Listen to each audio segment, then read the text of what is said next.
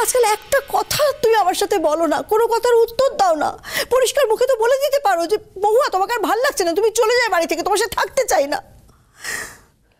বলেছি তো। কি বললে? তোমাকে বলেইছিলাম যে হয় তুমি এ বাড়িতে থাকো, আমি কি ইউনিভার্সিটির কোয়ার্টারে থাকি, আর তা না হলে আমি তোমাকে হেল্প করে দিচ্ছি বাইরে কোনো বাড়ি টাড়ি দেখার, আমি বাড়িতে থাকি। বলেছি তো। এত পাল্টে গেছো তুমি।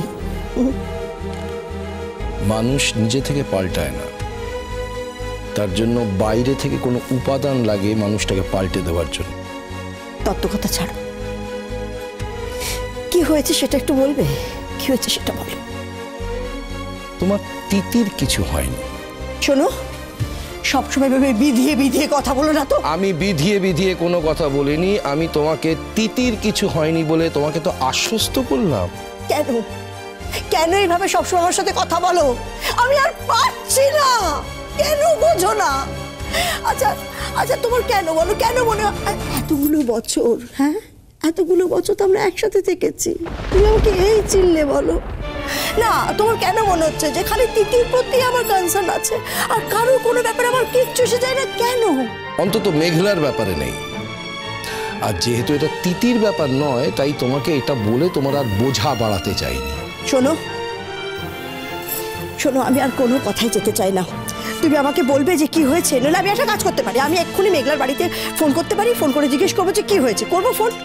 Please, you are free to do so.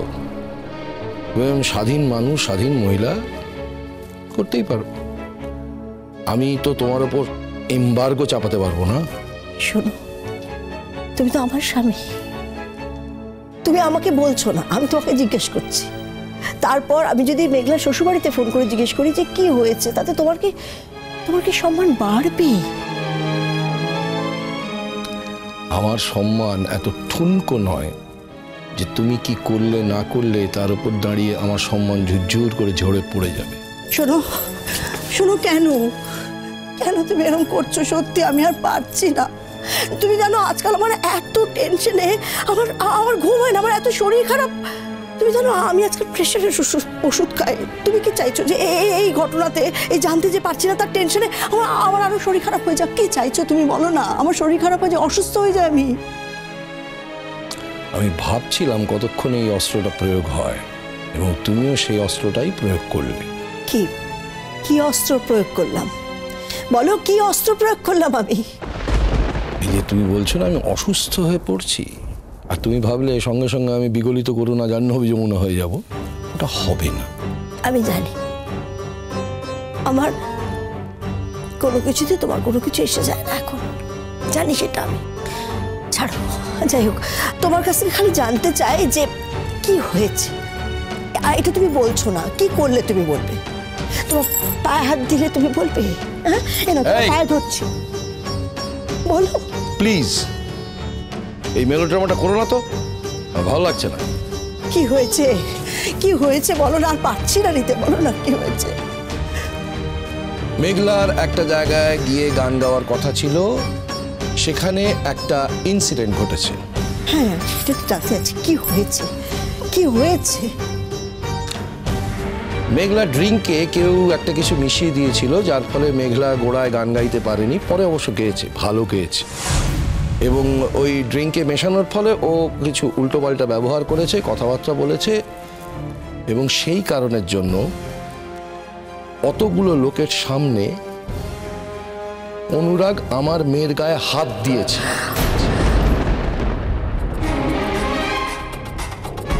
কি হলো, হঠাৎ এরকম আঁতকে উঠলো কেন? তুমি আমাকে অমানুষ মনে করলেও আমি নিজেকে অমানুষ মনে করি না, তাই এভাবে আটকে উঠলাম। আমরা মনে করেছিলাম যে মেঘলাকে অ্যালকোহল দেওয়া হয়েছে, ফলত ওরাও সেরকমই সন্দেহ করেছিলেন।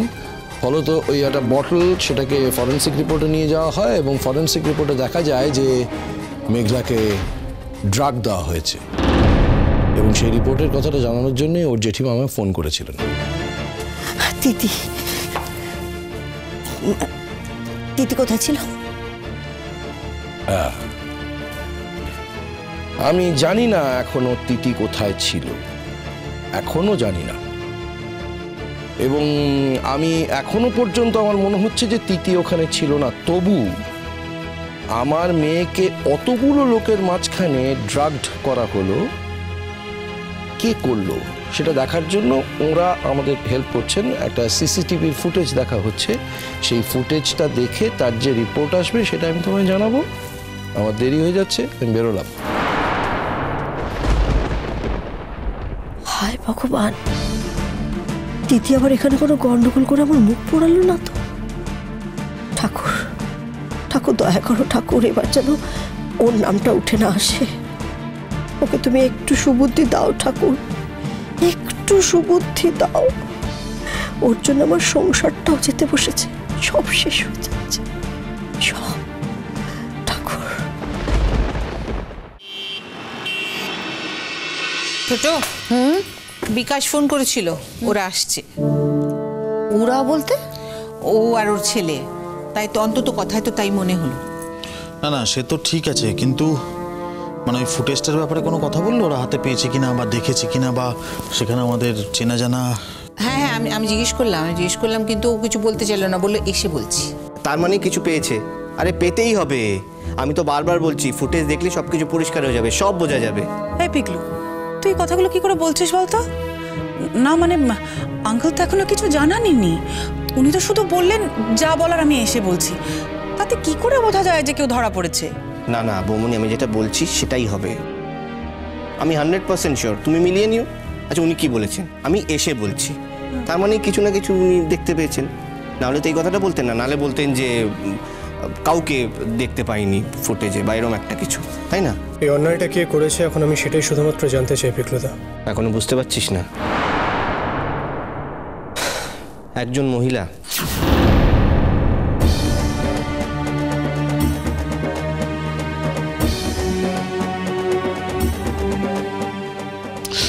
পিকলু, নিজের চোখে না দেখে কোনো কমেন্ট করবি না। আমি দেখেছি, আমি নিজের মনের চোখে দেখেছি। তাই কি মনের চোখে দেখেছিস রে তুই? যত বাজে কথা সব সময়। আমি আমার মনের চোখে দেখেছি যে একজন মহিলা ওই হলে এসছে মাথায় ওড়না দিয়ে, এবং সুযোগ পেয়ে সবার আড়ালে গিয়ে মেঘলার ড্রিঙ্কটাতে ড্রাগটা মিশিয়ে দিয়েছে।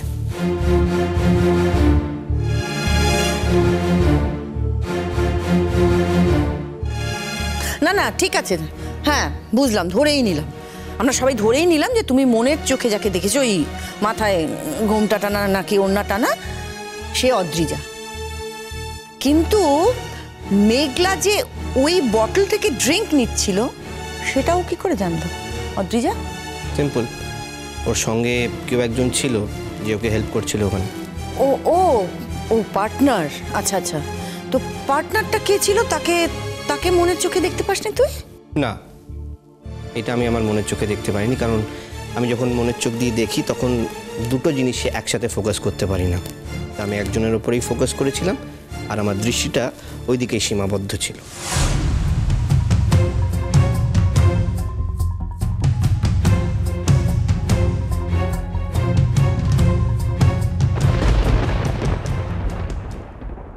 আরে আমি তো আপনাকে সেই কথায় কতবার করে জিজ্ঞেস করলাম যে কি দেখলেন বলুন, আপনি তো কিছু বলতেই চাইলেন না। আশ্চর্য টেনশনে রাখতে পারেন কিন্তু মানুষকে। বা এদিকে অগ্নি আমাকে কিন্তু বারবার বলে গেছে যে এটা জানার পর কিন্তু সঙ্গে সঙ্গে ওকে জানানো হয়। দাদা, আপনি নিজে দেখেছেন? শুভ, বলো এবার, কথাটা তো তোমারই বলার কথা।